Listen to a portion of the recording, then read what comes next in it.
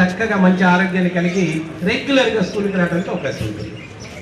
ఈ నులిపురుగు మనం ఎక్కడైతే ఆటలాడుకుంటూ ఉంటామో దుమ్ము ధూళి వీటిలో పడి దాని నుండి మనం వాడినప్పుడు చక్కగా నా చేతి కూరలు చూసారా ఎంత పొడవులు ఉన్నాయి? ఎవరికైనా ఉన్నాయా? Right, good. ఏవైతే మనకి గోర్లు పెంచుకొని ఉంటామో ఆ గోర్ల ద్వారా దుమ్మి నుండి మనకి వెలుపురుగులు వచ్చేసి ఆహారం తీసుకునేటప్పుడు లేదా ఏదైనా కాయలు తినబడ్డారు తినేటప్పుడు లోపలికి వెళ్ళి చక్కగా గూడు కట్టుకొని ప్రేగులో పెరుగుతూనే ఉంటుంది.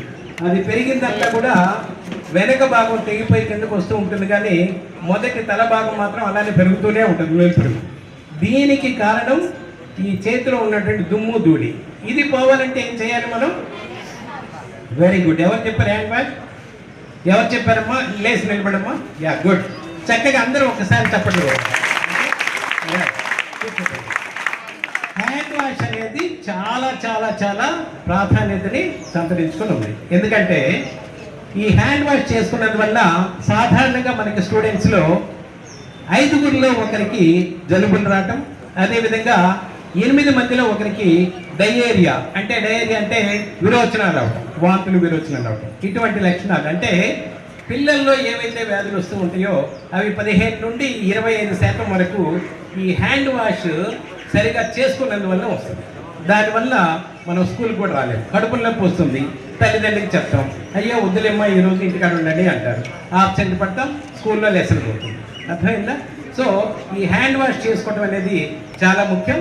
చేసుకున్నట్లయితే ఈ 15 నుండి 20% వచ్చేటువంటి ఈ డయేరియా డిసీజెస్ కానీ రెస్పిరేటరీకి సంబంధించినటువంటి వ్యాధులు ఏవైతే ఉన్నాయి, న్యూమోనియా లాంటి వ్యాధులు, ఇవన్నీ కూడా మనకి తగ్గి పూర్తిగా మంచి ఆరోగ్యాన్ని తీసుకొని మంచి విద్యాభ్యాసాన్ని కూడా మనము ఆనందించవచ్చు అనమాట జీవితంలో. ఓకే, అర్థమైందా? అటువంటి హ్యాండ్ వాష్ టెక్నిక్ని మీకు ఇప్పుడు మా స్టాఫ్ ఒకసారి ఒక 2 నిమిషాల్లో చేసి చూపిస్తారు. వారు చేసేటప్పుడు మీరందరూ కూడా మీ చేతుల్ని, మీ దగ్గర నీళ్లు సబ్బు ఉండదు కాబట్టి ఎలా అయితే చేస్తూ ఉన్నారో అదే విధంగా మీరు కూడా చేయాలి. సో అది చేసినట్లయితే మీకు అలవాటు అవుతుంది. ఒక 7 స్టెప్స్ ఉంటాయి.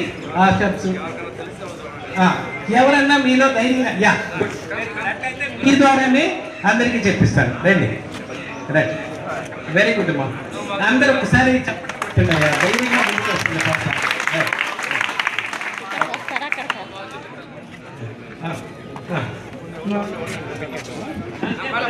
నేను పట్టుకుంటాను.